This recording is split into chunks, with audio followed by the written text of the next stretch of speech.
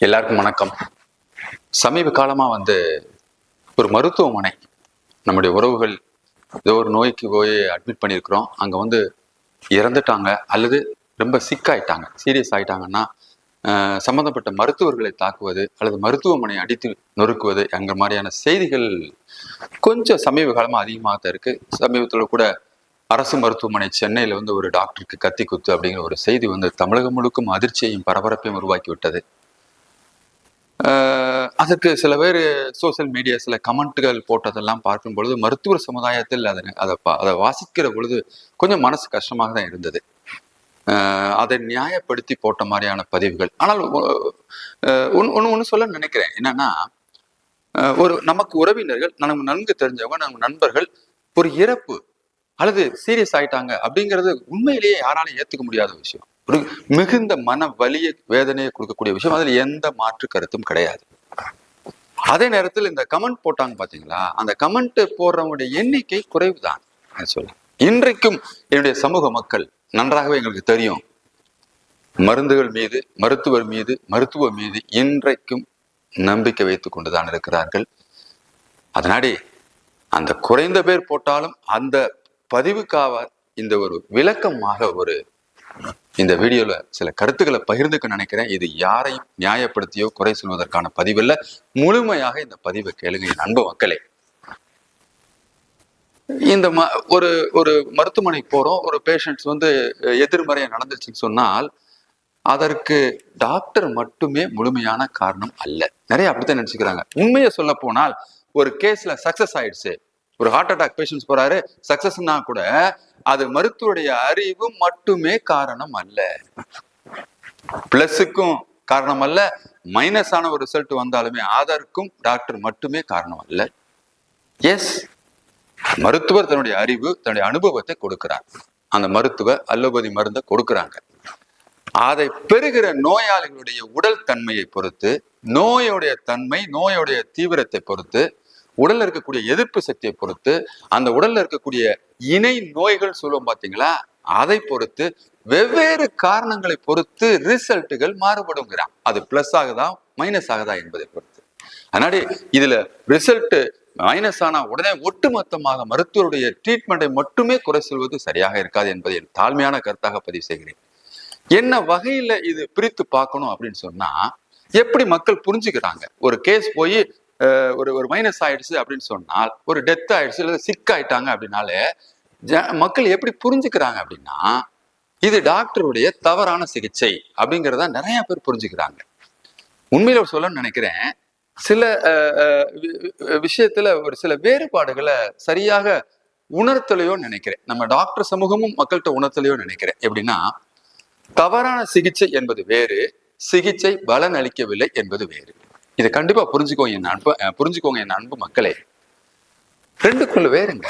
எல்லாமே தவறான சிகிச்சைன்னு சொல்லிட்டு லிஸ்ட்ல கொண்டு வந்துடக்கூடாது. தவறான சிகிச்சைனா என்னன்னா, ஒரு வலது கண்ணுக்காக ஆபரேஷன் போறாரு, ஒரு இடது கண்ணு பண்ணி வச்சாங்கன்னு வைங்களேன், தவறான சிகிச்சை. கர்ப்பப்பை ஆபரேஷன் போறாங்க, சிறுநீர் பையை கட் பண்ணி விட்டாங்க, அதுல ஆபரேஷன் பண்ணி விட்டாங்க என்றால் தவறான சிகிச்சை. பட் சிகிச்சை பலனளிக்கவில்லை என்பது என்னன்னா, கொடுக்கிறோம் சிகிச்சை ஒரு நோய்க்கு, அந்த சிகிச்சை அந்த பர்டிகுலர் உடம்பு பலனை கொடுக்கவில்லை, அந்த நோய் பலனை கொடுக்கவில்லை, சரியாகவில்லை. அதற்கு நான் சொன்ன மாதிரி நிறைய காரணம் இருக்கு. ஆக சிகிச்சை பலனளிக்கவில்லைங்கிற மாதிரியான விஷயங்கள் தாங்க நிறைய பேர் தவறாக புரிந்து கொண்டு தவறான சிகிச்சை என்று சொல்லி ஒட்டுமொத்தமாக மருத்துவரை, மருத்துவமனை மீதும் தாக்குதலுக்கான ஒரு மன உணர்வுக்கு தள்ளப்படுகிறார்கள். என் அன்பு மக்களே, தயவு செய்து அதை புரிஞ்சுக்கோங்க. சிகிச்சை பலனளிக்கவில்லை என்பது வேறு. அடுத்த சொல்லணும்னு நினைச்சேன்னா, சைடு எஃபெக்ட்ஸ் அப்படிங்கிற ஒரு விஷயத்தை பத்தி கண்டிப்பா சொல்லணுங்க. சில நேரங்களில் சிக்காயிட்டாங்க பேஷண்ட், சிக்காகிறதுக்கு நிறைய ரீசன்ஸ் இருக்கு இல்லையா. அதுல ஒரு வகையான ரீசன்ஸ் அப்கோர்ஸ் சைடு எஃபெக்ட்ஸ், ஆங்கில மருத்துவத்தில் இருக்கக்கூடிய சைடு எஃபெக்ட் வச்சுக்கோங்க. ஆனால் அந்த சைடு எஃபெக்ட்ஸ் கூட இன்றைய காலகட்டங்கள்ல பாத்தீங்கன்னா மிக மிக குறைவு. லைஃப் த்ரெட்டனிங் சைடு எஃபெக்ட்ஸ் இன்னைக்கு ரொம்ப குறைவுங்க. அதெல்லாம் ரொம்ப வருஷத்துக்கு முன்னாடிதான் சில மாத்திரைகள்லாம் போட்டீங்கன்னா ரொம்ப லைஃப் த்ரெட்டனிங்கான ஒரு சைடு எஃபெக்ட் வரும். இன்னைக்கு அப்படி இல்லை. அப்படியே சைடு எஃபெக்ட் வந்தாலும் அதை சரி பண்ணக்கூடிய அளவுக்கு தான் இன்னைக்குள்ள சூழல் இருக்கிறது மருத்துவத்துல.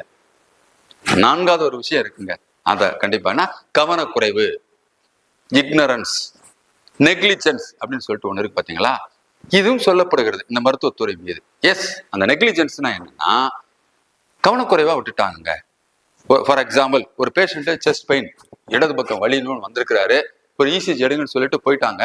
போய் 2 hours ஆயிடுச்சு, இசிஜி எடுக்காம விட்டுறாங்க. எடுத்து பார்த்தா டக்குன்னு ஹார்ட் அட்டாக் வந்துருது, பேஷண்ட் இறந்துடுறாங்க. அல்லது பேஷண்ட் ரொம்ப சிக் ஆயிடுச்சான்னு சொன்னாங்கன்னா நிச்சயமாக அது கவனக்குறைவு, அது எந்த மாற்று கருத்து கிடையாது. ஒரு வாந்தி ஒமட்டல் ரத்தம் வாந்தி எடுத்துட்டு போயிட்டு இருக்கிறாங்க, சிகிச்சை சொல்லிட்டு போயிட்டு ஒரு 2 hours சரியாக கவனிக்காம விட்டுட்டாங்கன்னு சொன்னா அது கவனக்குறைவு. அந்த கவனக்குறைவினாடி வரக்கூடிய ப்ராப்ளம்ஸ் பேஷண்ட்ஸ்க்கு வந்தால் நிச்சயமாக அந்த கவனக்குறைவுங்கிற விஷயத்தை செய்தவர்களுக்காக எந்த ஒரு மருத்துவ அமைப்பும் நிச்சயமா ஆதரவாக வராதுங்க, வரக்கூடாது, வரவும் செய்ய மாட்டார்கள். அது அப்படி ஒரு சூழல் வந்தாலும் கூட எடுத்த உடனே தண்டனை நான் கொடுப்பேன் என்று சொல்லி எல்லாரும் கத்தி எடுக்கிறது கட்டை எடுக்கிறது மாதிரி போனால் அது சரியாக இருக்குமா? கவனக்குறைவினாடி வந்ததுங்கிறது உண்மையாக இருக்கிற பட்சத்தில் நிச்சயமாக அதுக்கான இதை அவங்க கொடுத்துட்டே ஆகணும், அந்த மருத்துவமனையோ அது மருத்துவர்களோ. ஆக அதற்கான சட்டம் இருக்கிறது, காவல்துறை இருக்கிறது, நீதித்துறை இருக்கிறது, அதுல முறையிட்டு வருகிறது தான் சரியாக இருக்கும். அப்படி நிறைய கடந்த கால கேஸ்கள் நிறைய நம்ம பார்த்துருக்கிறோம். அப்படி வரக்கூடிய இடத்துல எந்த மருத்துவ அமைப்பும் துணை போகாது, மேக்சிமம் போகாது. என் அன்பு மக்களே, கடைசியா ஒண்ணு சொல்லிக்கிறேன், நீங்க நல்லா இருக்கணும், இந்த நோய்களை சரி பண்ணி அதன் மூலமாக நாங்களும் நல்லா இருக்கணும், மருத்துவர்களும் நல்லா இருக்கணும். எஸ், மருத்துவர்கள் நல்லா இருக்கிறதே நோயாளிகளுக்கு கொடுக்கக்கூடிய அந்த ஃபீஸ் மட்டுமல்லங்க, நீங்க வச்சிருக்கிற நம்பிக்கை, நீங்கள் வச்சிருக்கிற பாராட்டு, நீங்க சொல்கிற வாழ்த்து எங்களை இன்னும் அந்த மருத்துவர்களை மேல கொண்டு போகுங்க. ஆக நீங்க நல்லா இருக்கிறது டாக்டரால, டாக்டர் நல்லா இருக்கிறது மக்களே உங்களால் தான். நம்ம 2 பேருமே பங்காளியங்க, கண்டிப்பா பகையாளி இல்லை. நன்றி, வணக்கம்.